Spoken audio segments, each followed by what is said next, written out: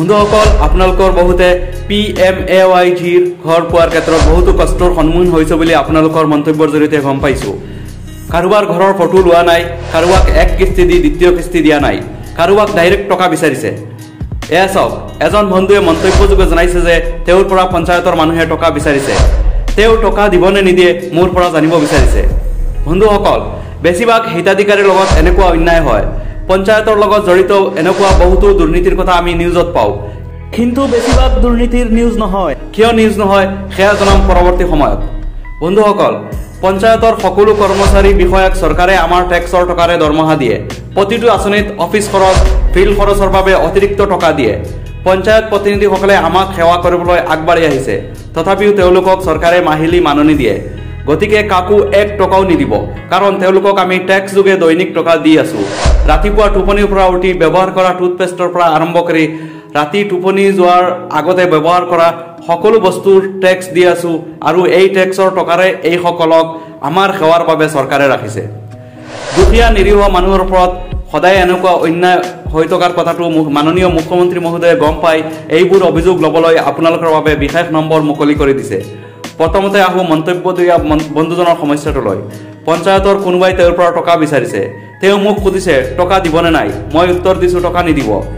এতিয়া আমি সকলোৱে জানো যে টকা নিদি ফেফেৰি পাতিলে তেওঁ ঘৰ নেপায়। তেনেহ'লে তেওঁ কি ঘৰ পোৱাৰ পৰা বঞ্চিত হ'ব নেকি? নহয়, তেওঁ এতিয়া মাননীয় মুখ্যমন্ত্ৰী মহোদয়ে মুকলি কৰা বিশেষ নম্বৰত ডায়েল কৰি গোটেই কথা জনাই দিয়ক। লগতে মুখ্যমন্ত্ৰী মহোদয়লৈ ইমেইল যোগে অভিযোগ প্ৰেৰণ কৰক। লগতে মাননীয় প্ৰধানমন্ত্ৰী ডাঙৰীয়ালৈ অভিযোগ প্ৰেৰণ কৰক। কোনটো নম্বৰত অভিযোগ দিব? সেই বিশেষ নম্বৰটো হৈছে 1800-123-5600। আকৌ এবাৰ কৈ দিছোঁ, 1800-123-5600। বন্ধু, আপুনি এতিয়াই এইটো নম্বৰত কল কৰি আপোনাৰ অভিযোগ দাখিল কৰক।